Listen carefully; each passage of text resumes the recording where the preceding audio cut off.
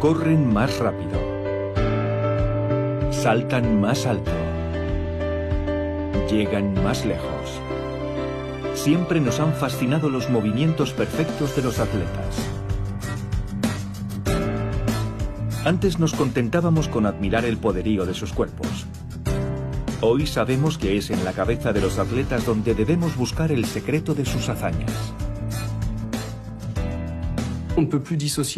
Hoy ya no podemos disociar el cuerpo de la mente.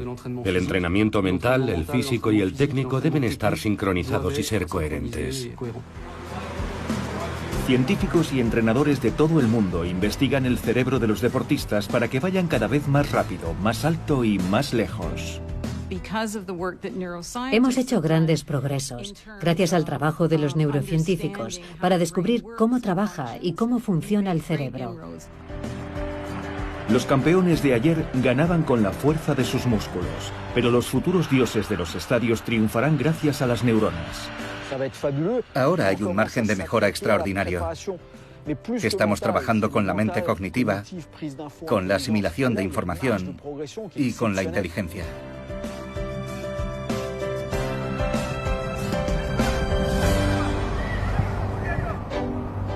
Los atletas han encarnado siempre el espíritu de una humanidad triunfante, orgullosa de explotar los extraordinarios recursos del cuerpo humano y de llevarlo hasta sus límites. Pero ahora asistimos a una evolución sin precedentes en la historia. Hasta el día de hoy, cada generación ha superado a la anterior. Pero desde los años 80 nos cuesta cada vez más batir los récords ya registrados. El 21 de febrero de 1983, en Donetsk, el ucraniano Sergei Bubka fue el primer pertiguista del mundo que superó la mítica barrera de los 6,15 metros. Durante más de 20 años, nadie consiguió destronarlo. 20 años durante los cuales cada día un joven pertiguista francés trabajó incansablemente para ocupar algún día el puesto de su ídolo. Lo va a intentar con los 6,16. Intentará batir el récord del mundo de Sergei Bubka. Renaud Lavillenie podría pasar a la historia del salto con pértiga delante de nuestros propios ojos y dentro de unos instantes. Renaud Lavillenie ha iniciado la carrera para su primer intento. ¿Lo superará? ¡Sí! Acaba de batir el récord del mundo al primer intento. ¡Es increíble! ¡Increíble! Renaud Lavillenie lo ha conseguido en el primer intento. Miren cómo Sergei Bubka aplaude de pie y muy emocionado. Es un momento histórico para el atletismo, para Renaud Lavillenie y sin duda para el atletismo francés. ¡Es increíble! 20 años de entrenamiento para un momento histórico. 20 años para superar los límites de una disciplina que creíamos que había llegado a su punto máximo. 20 años de entrenamiento para conseguir un simple centímetro de diferencia. ¿Serán necesarios 20 años más para volver a ganar unos cuantos milímetros? Aún es posible batir récords. Lo hemos visto con Renaud Lavillenie, que podría batirlo de nuevo. Cada vez nos acercamos más al máximo potencial, pero siempre queda un escalón que cada vez es más pequeño. Para superar ese último escalón, los entrenadores y los preparadores saben que es necesario renovar en profundidad sus métodos y enfoques. Ahora que el cuerpo parece haber revelado todos sus secretos, se centran en la cabeza de los atletas para fabricar a los nuevos Bubka, Lavillenie o Galfion. El 50 o el 60% del salto tiene lugar al principio de la pista, con el primer paso. Es la cabeza la que determina desde el principio, antes de realizarlo, si va a ser un buen salto. Primero intentamos visualizarlo porque todo sucede muy deprisa. Lo imaginamos a cámara lenta en nuestra cabeza, con los ojos abiertos, los ojos cerrados y todo mentalmente. Cada atleta debe entender cómo funciona su cerebro. No hay un salto que se parezca a otro. No hay una carrera de aproximación que se parezca a otra. En la competición de alto nivel, comprender cómo funciona su mente es la clave para marcar la diferencia.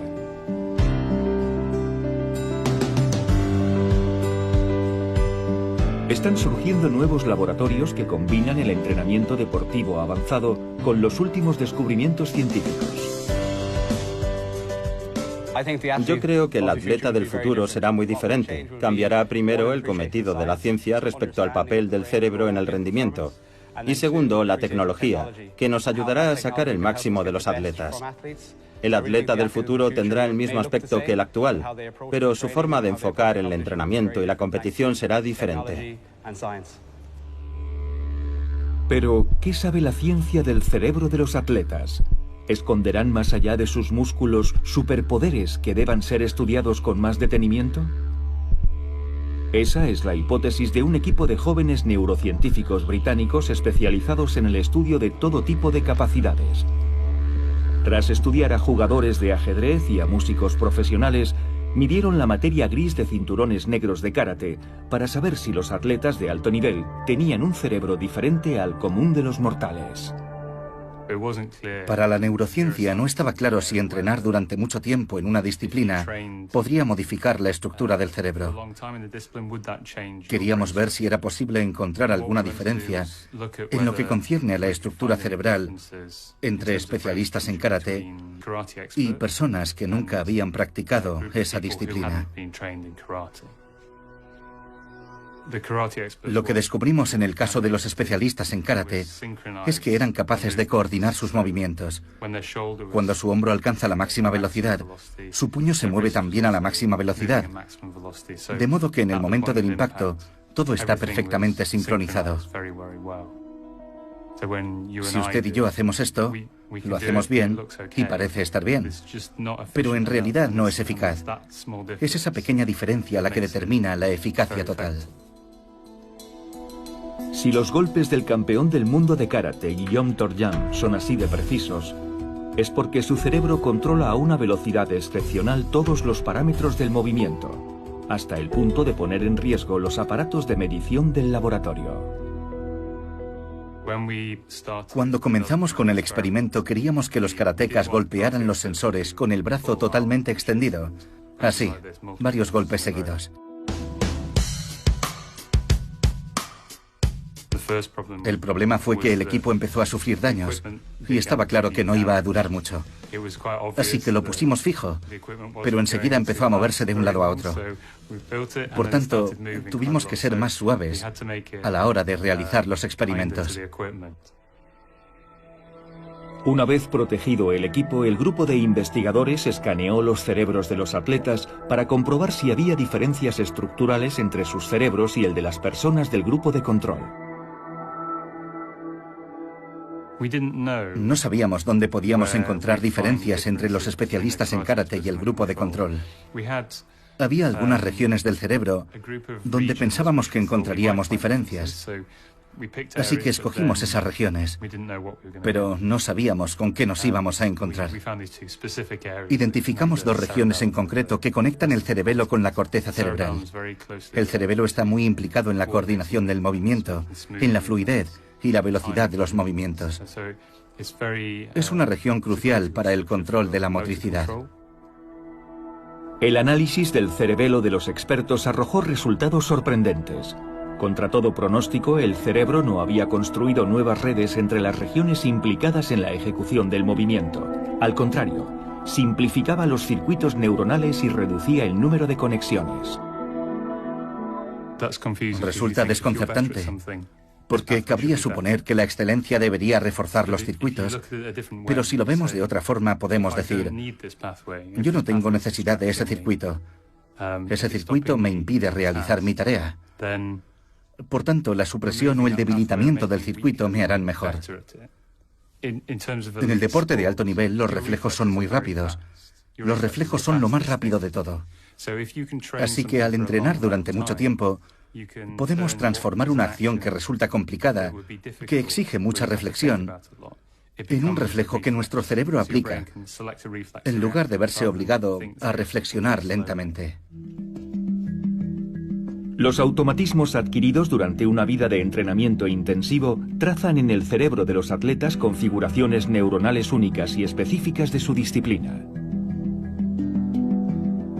El experimento llevado a cabo en la Escuela Imperial de Londres muestra que a base de repetir el mismo movimiento decenas de miles de veces, cada atleta se fabrica poco a poco un cerebro a medida, perfectamente optimizado para realizar movimientos que nunca seríamos capaces de hacer sin esfuerzo y sin dolor.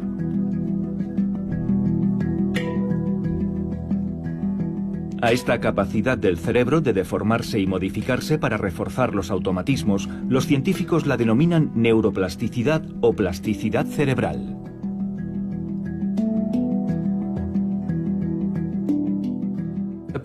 La plasticidad cerebral es la capacidad del cerebro para reorganizarse.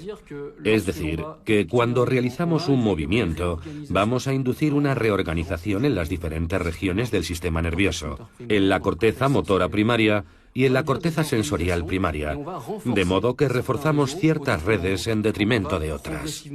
Vamos a orientarnos progresivamente por el camino más adecuado, que podría ser el más rápido o el más interesante, y de golpe vamos a mejorar en esa dirección, desechando los caminos inútiles. Por fin los científicos tenían la prueba que demuestra que el entrenamiento no da forma solo al cuerpo, también desarrolla y quizás de forma especial el cerebro. ¡Vamos! ¡Ahora! Pero seguimos sin saber por qué se necesitan esas neuronas para levantar 165 kilos.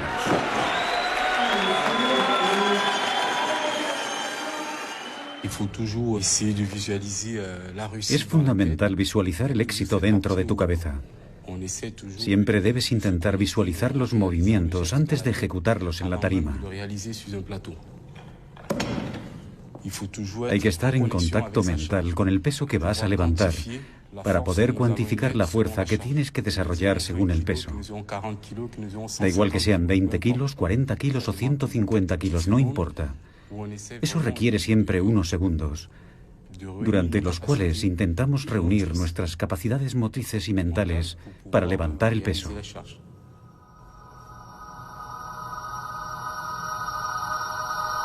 Incluso en la halterofilia, el primer movimiento del atleta sería, por tanto, una operación mental. Para el neurofisiólogo Émeric Guillot, nos equivocamos al considerar a las disciplinas de fuerza deportes de brutos. La halterofilia requiere una movilización y un gasto energético importante, por tanto, un esfuerzo. Pero el intento comienza antes de lo que imaginamos. Comienza en el momento en el que el levantador se concentra e imagina el movimiento y las consecuencias del mismo. Percibe las sensaciones propias del movimiento, así que es como un levantamiento previo.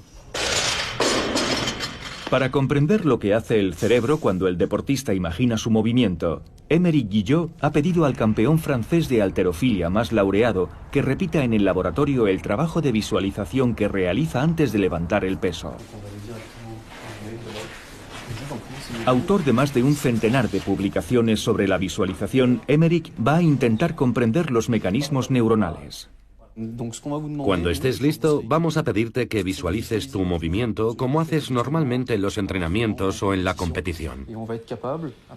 Así podremos determinar cuáles son las regiones del cerebro que están activas cuando lo visualizas y cómo esas regiones se comunican entre sí. Así que veremos una especie de imagen de lo que hace tu cerebro cuando imaginas el movimiento. Esta nueva técnica, utilizada aquí por primera vez con un atleta de alto nivel, se llama magnetoencefalografía. 300 sensores registrarán el campo magnético producido por la actividad eléctrica de las neuronas en el cerebro. La resolución temporal de este escáner ultrapreciso permitirá también a los científicos hacer un seguimiento de su actividad cerebral al milisegundo. Una precisión imposible de conseguir con las técnicas de imagenología tradicionales.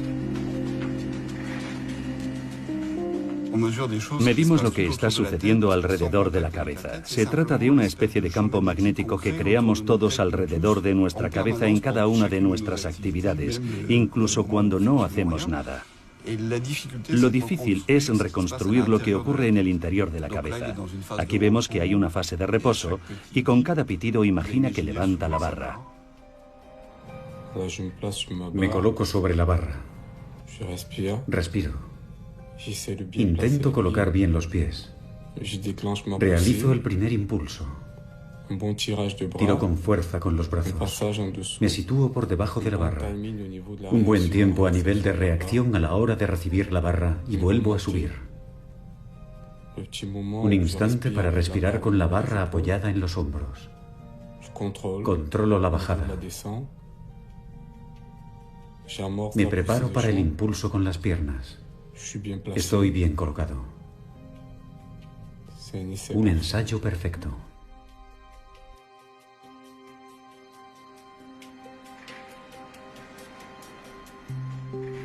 Bueno, ya ha terminado de levantar la barra. Espero que no esté demasiado cansado. Quizás mentalmente. Lo vemos. Ya hemos terminado. El desarrollo de la imagenología médica permite analizar el funcionamiento cerebral del deportista. Antes los científicos llegaban a supuestos empíricos, pero actualmente son capaces de observar en tiempo real cómo los atletas movilizan sus recursos neuronales antes de realizar un movimiento físico excepcional. La señal es muy débil, así que no es mucho lo que nos ofrece a la vista. Por eso tenemos que hacer un seguimiento con herramientas analíticas, mucho más sofisticadas que el ojo, para detectar qué ocurre y dónde ocurre.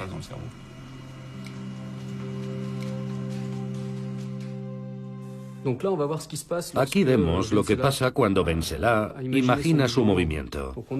La primera fase revela algo similar a lo que observamos cuando una persona realiza ejercicios de meditación o de relajación profunda. Así que hay una especie de desconexión cerebral, como si Benselá quisiera vaciar su mente, concentrarse y prepararse para hacer algo. Se produce una especie de retirada, de reajuste y de desconexión de esas regiones.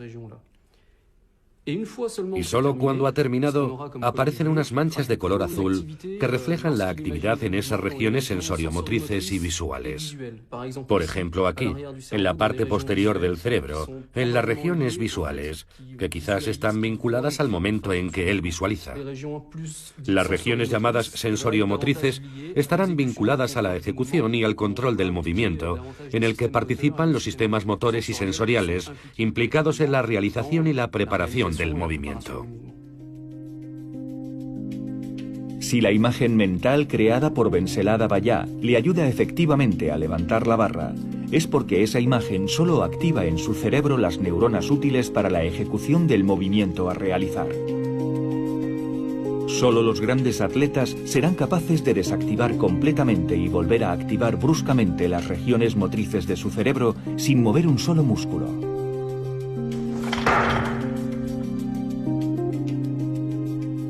Para confirmar esta hipótesis, Émeric Guillot ha realizado el experimento con un levantador de pesas principiante. Unos días más tarde comparte sus conclusiones con Benselá. Aquí tengo dos vídeos. El de la derecha es el tuyo y el de la izquierda es de un deportista principiante que hace exactamente lo mismo. Vale. Voy a mostrártelo. Voy a reproducir los dos vídeos simultáneamente y vas a ver que son diferentes. Es exactamente la misma secuencia. Como puedes ver, él no pasa por la fase inicial de vacío mental. En lugar de eso, produce directamente una representación mental que parece muy difusa, ya que se dispersa por varias zonas. Es cierto, es difusa y brumosa. No es capaz de reunir la energía necesaria. La señal aparece por todas partes, va y viene, va y viene. Y además nos ha comentado que tiene muchas dificultades para visualizar, para imaginar sus movimientos con precisión y focalizar sus diferentes fases. Y todo eso se refleja en la actividad cerebral, como vemos aquí. Las dificultades que experimentan los deportistas no profesionales confirman la superioridad mental de los grandes campeones. En estos últimos, el cerebro trabaja menos, pero mejor. Las investigaciones sobre la visualización y la imagenología mental han dado prueba de su eficacia sobre el terreno. Pero desde hace varios años han demostrado también su utilidad en otros ámbitos. Si ayudan a los atletas cuando compiten, podrían también aliviar su carga de entrenamientos. Hasta ahora, nadie había imaginado que se podían ahorrar decenas de miles de horas de repeticiones extenuantes. Para la campeona de judo de Francia, Scarlett Gabrieli, renunciar al entrenamiento significaría privar al cerebro de información crucial para reforzar sus automatismos. Sin embargo, el 7 de diciembre de 2014, en Tokio, durante su segundo combate del Grand Slam contra la argentina Paula Pareto, Scarlett se desplomó y permaneció inmóvil en el suelo. A causa del violento impacto se rompió los ligamentos del codo. La joven campeona se vio obligada a reducir considerablemente su programa de entrenamiento. Hace varios años, la vuelta al tatami habría sido larga y dolorosa, pero ahora los nuevos métodos permiten reducir ese tiempo. Me lesioné el codo a principios de diciembre, así que debía parar entre 2 y 2 meses y medio. Pero me dijeron que con la imagenología mental se podía volver bien, regresar como estabas antes sin perder la técnica o las sensaciones. Así que ahora trabajamos de una forma diferente, que me debería ayudar a recuperarme de la mejor forma posible.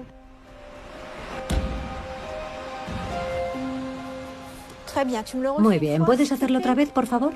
En el Instituto Nacional del Deporte de París, Claire Calmels es una de las primeras neurocientíficas que utiliza las técnicas de imagenología mental para la reeducación de los atletas lesionados. Te voy a pedir que hagas imagenología con la adversaria a la que te vas a enfrentar dentro de 15 días en el Campeonato del Mundo. Cuando estés lista, te doy la señal. Ya.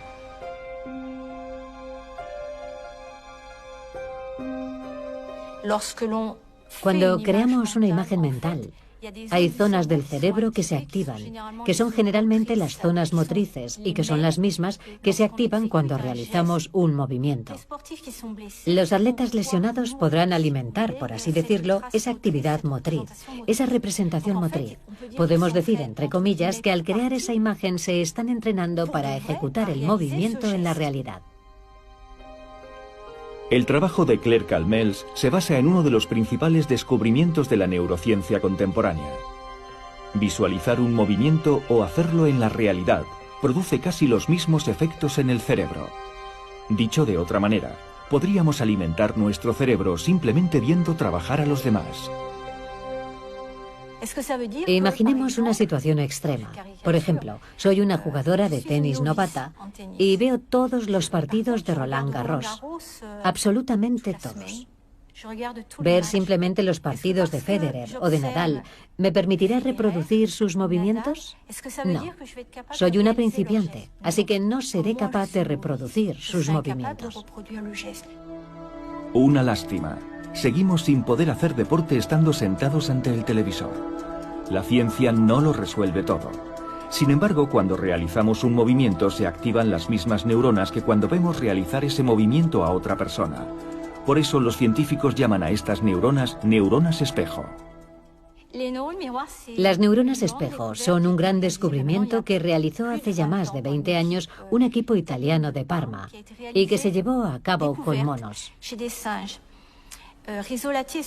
Rizzolatti y su equipo se dieron cuenta de que cuando un mono iba a coger un cacahuete, había una neurona que se activaba mediante registros extracelulares unitarios. Y lo más increíble es que detectaron que cuando ese mono observaba a uno de sus congéneres coger un cacahuete o a un investigador coger un cacahuete, se activaba la misma neurona. Lo cual quiere decir que cuando los monos o los macacos ejecutan una acción, se produce una activación de una neurona que se encuentra en la corteza premotora ventral del mono. Para mí, el hecho de saber que cuando observo un acto motor y cuando lo ejecuto, un acto, por ejemplo, de las extremidades o de prensión, se activan las mismas zonas cerebrales, es un descubrimiento fantástico. La hipótesis de las neuronas espejo es particularmente fructífera en el deporte de alto nivel. El que exista un sistema de observación de la acción en el cerebro humano no permite solo visualizar nuevos métodos de entrenamiento. Revela por qué los grandes campeones son capaces de adoptar las estrategias de sus adversarios y adaptarse a ellas muy rápido. En los duelos deportivos, cuando se enfrentan dos adversarios, ya sea en una pista de tenis o en el tapiz de judo, todo se basa en la capacidad para leer y describir los movimientos del adversario.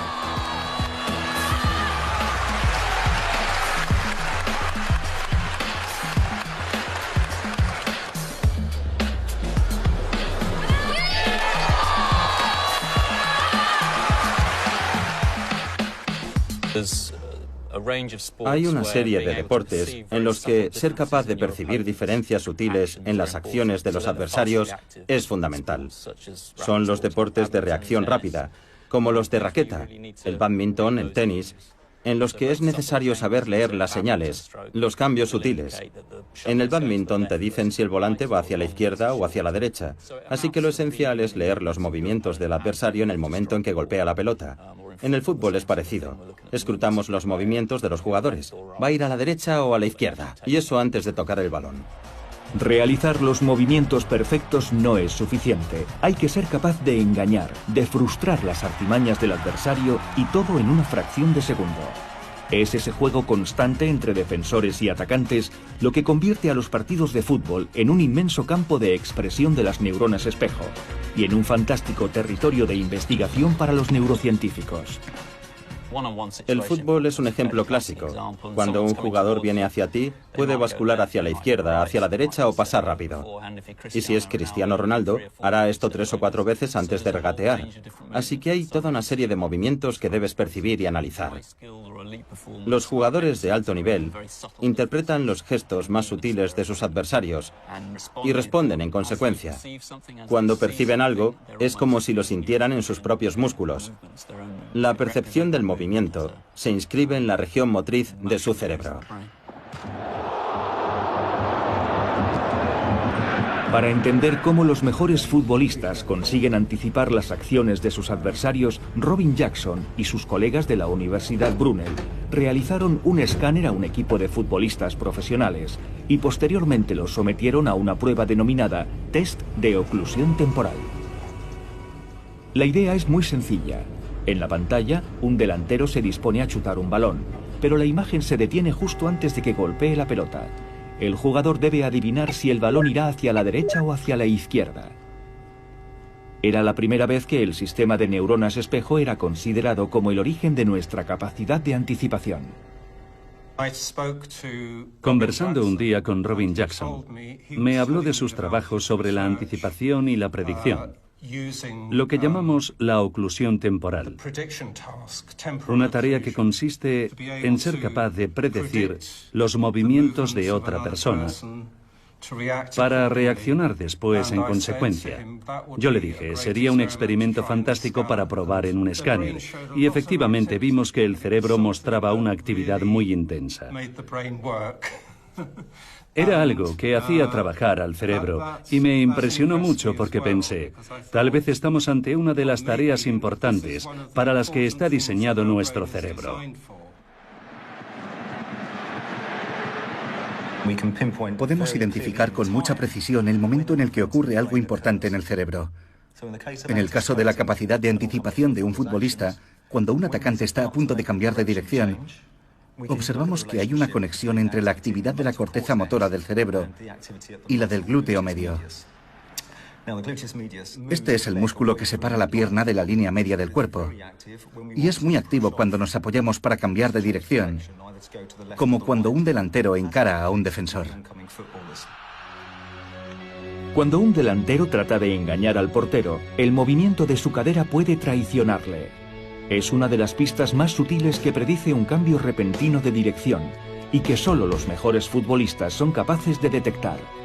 Si descifran la señal a tiempo, tienen unos milisegundos para adaptarse a ella y suspender su movimiento reflejo. El jugador suspende su reacción durante una fracción de segundo antes de tomar una decisión, para que ésta sea lo más precisa posible. Por lo tanto, los buenos jugadores son más precisos, no solo porque las acciones que observan tienen una mejor resonancia en su cerebro, sino también porque son capaces de detener su movimiento reflejo ante una finta o un engaño.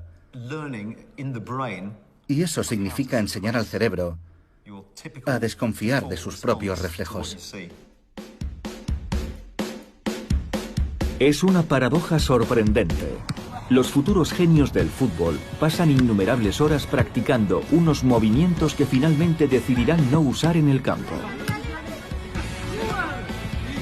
Esa capacidad de frenar la respuesta refleja, o por el contrario, de dejar que se exprese libremente según el contexto, es en realidad uno de los atributos más sofisticados de las neuronas espejo. Y es precisamente lo que admiramos en el juego sutil y creativo de los mejores jugadores de la historia. Zidane, que para mí es uno de los mejores jugadores de la historia del fútbol, hacía que todo pareciese fácil y simple. Buscaba la calidad y la perfección en sus gestos y en sus movimientos. Los tenía automatizados. Era algo inherente en él. Y en eso consiste el deporte de alto nivel, en la capacidad de comprender las diferentes situaciones y adaptarse a ellas.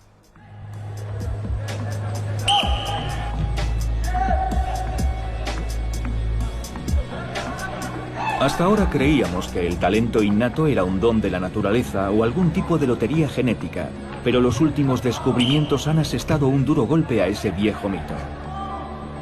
La capacidad de adaptación ultra rápida se puede entrenar como cualquier otra habilidad deportiva. Ahora parece obvio que el aspecto mental es primordial en el deporte. El cerebro, igual que el cuerpo, debe estar bien entrenado, pero se trata de un aspecto relativamente nuevo. Me recuerda a cuando comenzamos a abordar la preparación física. Ahora es otra forma de preparación que va más allá de lo mental. Trabajamos con la mente cognitiva, con la asimilación de información y con la inteligencia.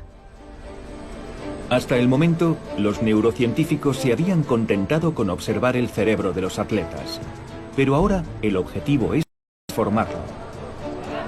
Para que el rendimiento deportivo se beneficie de los avances científicos, ahora los investigadores dedican su tiempo a la formación de talentos emergentes. Un futbolista o un jugador de hóquey sobre hielo ve un movimiento continuo con muchos elementos simultáneos. Los jugadores necesitan reaccionar muy rápido y el cerebro tiene una manera muy específica de gestionarlo. Para ello, deben coordinar múltiples procesos cognitivos de forma simultánea. Eso es lo que hemos recreado aquí. Queríamos crear algo que pudiera estimular esos diferentes sistemas simultáneamente para entrenar y mejorar sus capacidades. El sistema de entrenamiento cognitivo desarrollado por Jocelyn Forbert en la Escuela de Optometría de Montreal se llama NeuroTracker. 4873. Promete revolucionar los métodos de entrenamiento. Quizás los futbolistas aprendan a amar las matemáticas. Tenemos 8 bolas amarillas. 4 de ellas se iluminan momentáneamente de color rojo. A continuación, durante 8 segundos, las bolas recorrerán la pantalla chocando entre sí. Pasados los 8 segundos, aparecerá un número en cada bola y tendrás que darme los números de las 4 bolas que estaban iluminadas en rojo. 5386. Por primera vez, un simulador virtual apunta a las facultades cognitivas de los futbolistas profesionales y futuras estrellas del fútbol. El NeuroTracker, fruto de años de trabajo, ofrece a las nuevas generaciones un sistema para rivalizar con los mejores jugadores internacionales. 8527. Lo que sigue distinguiendo a los jugadores en los deportes de alto rendimiento es su capacidad superior y casi mágica de anticipar lo que va a pasar en el juego y de explotar ese talento en todo momento. ¿Pero creemos realmente que es la visión lo que les permite hacer eso? Es su capacidad de percibir y entender lo que está sucediendo. Para desarrollar las capacidades analíticas del jugador, el programa concebido por Jocelyn Forbert ha adaptado la abstracción científica de las limitaciones reales del campo de fútbol. Su elaborado diseño traduce la complejidad de los partidos de fútbol en formas simples: movimientos, líneas y flujo. Todos experimentamos el flujo óptico en nuestra vida. Al caminar entre una multitud, por ejemplo, hay un movimiento dinámico que avanza hacia nosotros de forma constante. Es similar a lo que sucede en un campo de fútbol. La información visual que rodea al jugador es dinámica. La idea es recrear un movimiento similar al que experimenta el jugador cuando está en el campo. Es un entrenamiento que ayuda a sobrecargar el cerebro y a automatizar las redes neuronales de los deportistas. Esto hace que su trabajo sea más fácil cuando salen al campo. 5823. Perfecto, sigue así. El campo visual periférico está lleno de redes neuronales de tipo magnocelular que se encargan de la percepción del movimiento. A medida que estimulamos la visión periférica, lo que hacemos es estimular esas redes de neuronas, de tal manera que entrenamos al jugador a procesar la información de un modo más rápido y más fluido. En resumen, bastaría con tener una puntuación alta en videojuegos para ganar el Balón de Oro. Fácil, ¿verdad? Bien, ahora inténtelo usted. Siga las 4 bolas rojas durante 5 segundos. ¿Está listo? Adelante.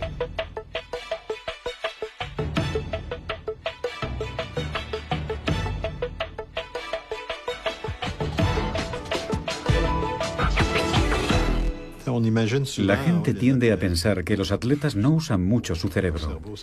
Y es rotundamente falso, porque todos orientamos nuestros recursos hacia algo. No estoy diciendo que sean más inteligentes, pero ciertamente hay una forma de inteligencia ahí, una capacidad mental para poner en práctica.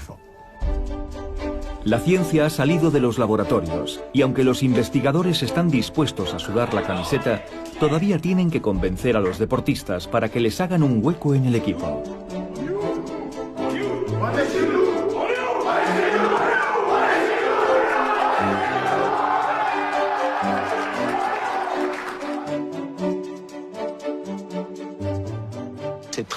Investigar en el laboratorio está genial, pero lo importante es cómo se traduce luego todo eso en el campo. ¿Qué porcentaje se puede aplicar en la práctica? ¿Vamos a ganar un 10 o un 20% de eficacia? ¿El 2 o el 3%? Un 2 o un 3% es un porcentaje enorme. Si eso nos hace ganar una décima de segundo, puede ser la diferencia entre tener el balón y no tenerlo, entre marcar gol o no.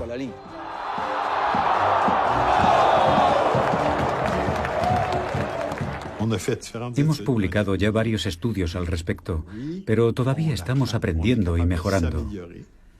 Los atletas no son los únicos que están cambiando.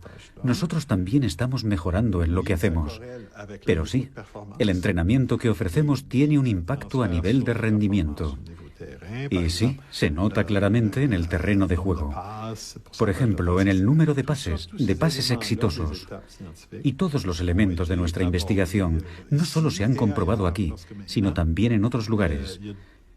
En la actualidad hay otros muchos laboratorios que están utilizando nuestro NeuroTracker para evaluar, predecir y poder mejorar el rendimiento. El NeuroTracker, concebido en Montreal, ha cruzado el Atlántico. Ha llegado al Manchester United, al Barcelona o al Olympique de Lyon. Los mejores centros de formación europeos apuestan por el entrenamiento cognitivo para entrenar a sus futuros campeones y para detectar a jóvenes talentos. Al utilizar el NeuroTracker con los jóvenes nos dimos cuenta de que además de incrementar sus niveles de percepción, fortalece la capacidad del cerebro a la hora de almacenar experiencias y de reaccionar rápidamente a las señales recibidas. Señales que se perciben de forma algo difusa y periférica, porque no hay tiempo suficiente para mirar el juego como un todo. Hay que procesar 3 o 4 elementos de información muy rápidamente. 6-4-2-7. La visión periférica es lo que permite a las grandes leyendas del fútbol conocer la posición exacta de sus compañeros y sus adversarios en el campo sin ni siquiera tener que girar la cabeza. Antes pensábamos que se debía a la genialidad de un deportista, pero en un futuro próximo, cualquiera será capaz de tener su propio Zidane o Messi en lugar de tener que comprarlo a precio de oro en el mercado.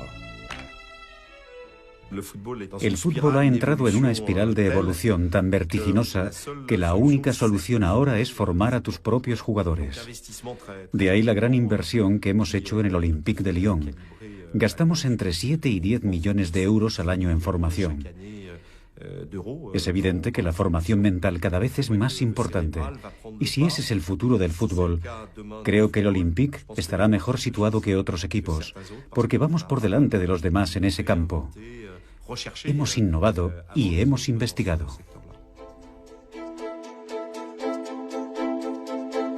La primera generación de atletas entrenados con métodos cognitivos espera el momento de mostrar su potencial. Con ellos, llega un enfoque completamente nuevo al deporte y al fútbol que espera triunfar mañana en los estadios. La ciencia, la educación, la pedagogía y el desarrollo son extraordinarios. Cada pequeño descubrimiento abre tantas posibilidades que parecen infinitas. Lo más maravilloso cuando trabajas en el campo de la investigación es que lo haces con hipótesis. Puedes probar una cosa y si no funciona, intentar otra. Creo que el entrenamiento cognitivo se expandirá rápidamente. Hay un margen de progresión extraordinario en los deportes colectivos. El progreso científico ha abierto una nueva era en el mundo del deporte.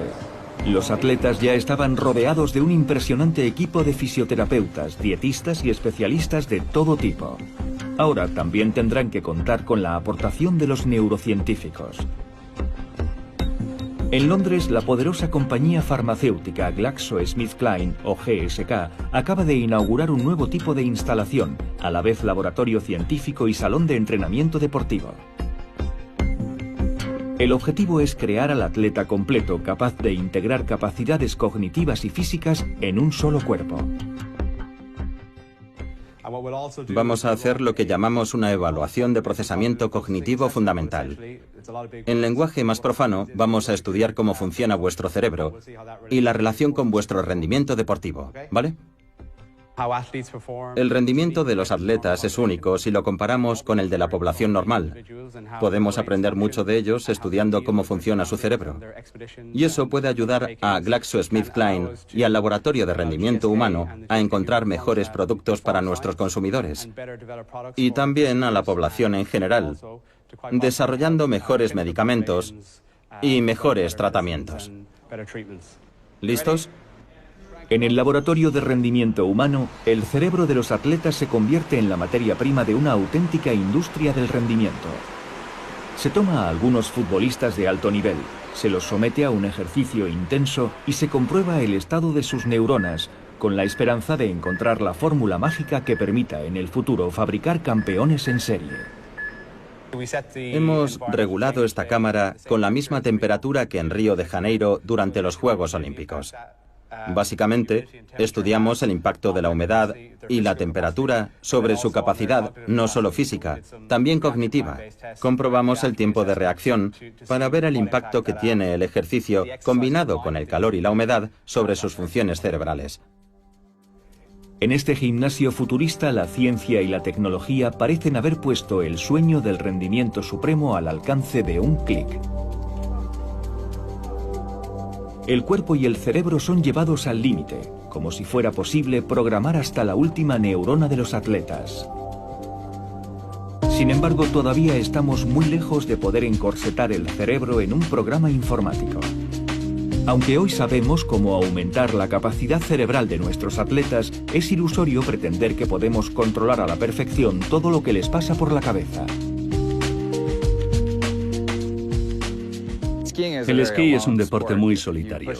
Una vez que traspasas el portillón, dejas atrás a tu equipo y a tu entrenador, y durante los 2 minutos siguientes no hay nadie a tu alrededor.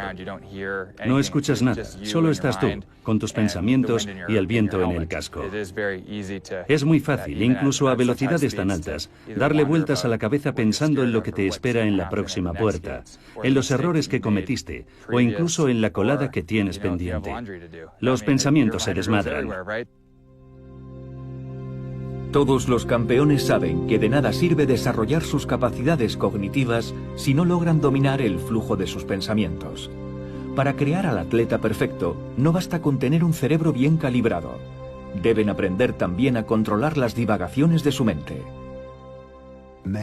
Incluso al más alto nivel, en los atletas que tienen todo lo necesario para controlar cualquier aspecto de su rendimiento, la mente todavía tiene, pese a todo, una especie de libertad que puede hacer que pierdan la concentración.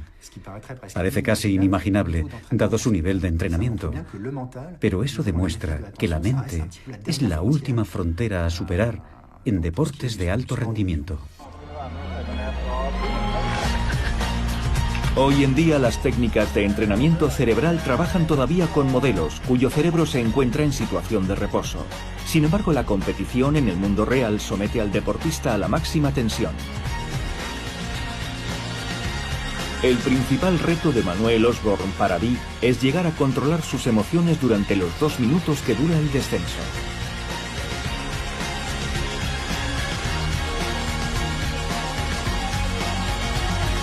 Lanzándose a más de 120 kilómetros por hora, cualquier distracción podría costarle la vida o, cuanto menos, perder su puesto en el podio.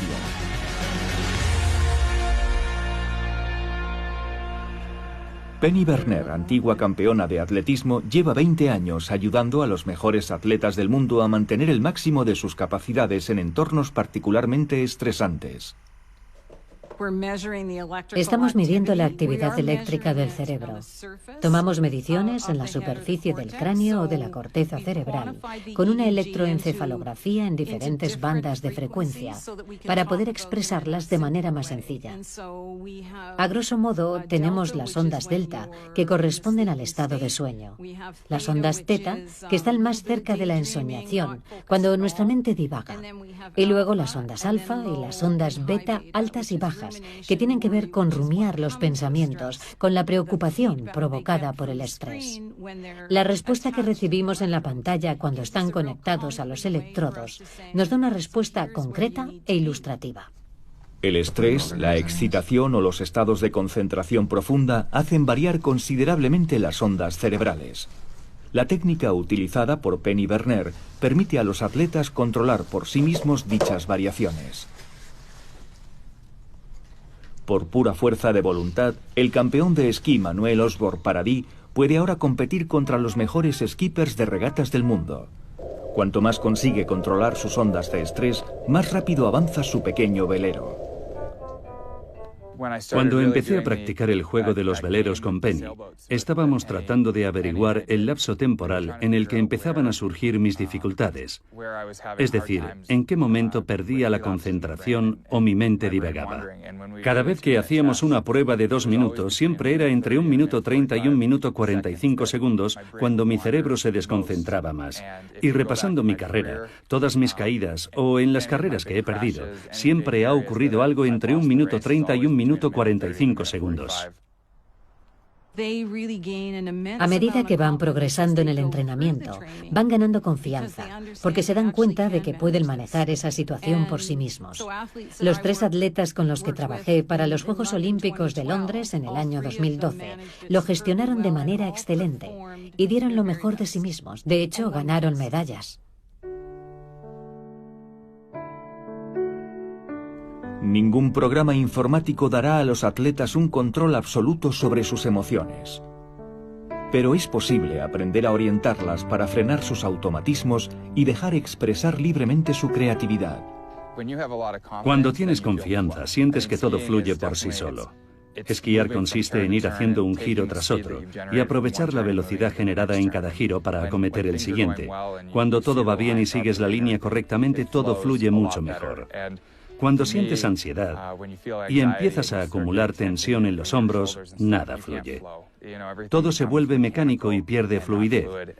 Si utilizas la respiración para calmarte, es mucho más fácil deslizarse y dejar que todos los elementos trabajen juntos. En la década de 1990, el psicólogo húngaro Mihaly Csikszentmihalyi llamó flujo a ese estado mental en el que el rendimiento es óptimo sin experimentar la más mínima sensación de esfuerzo. Para los atletas, es una especie de santo grial, la antítesis del estrés y de la ansiedad. El flujo es un río que fluye, que no serpentea en todas direcciones sin rumbo por entre las rocas. Es una fase de flujo laminar, donde todo se mueve en la misma dirección. La energía viaja en la misma dirección. A nivel neuronal, esta idea probablemente minimiza las interferencias negativas. Por eso, se describe el flujo como una sensación particularmente agradable.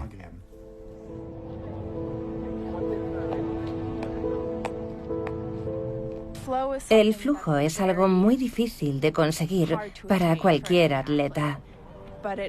Es ese momento crítico en el que todo lo que te rodea entra en una sincronía perfecta, donde sientes que la bola del martillo está exactamente donde tú quieres que esté, en el que todo tu cuerpo, hasta el más pequeño músculo que has entrenado durante horas y horas, hace lo que debe hacer en el momento preciso y con el ritmo adecuado.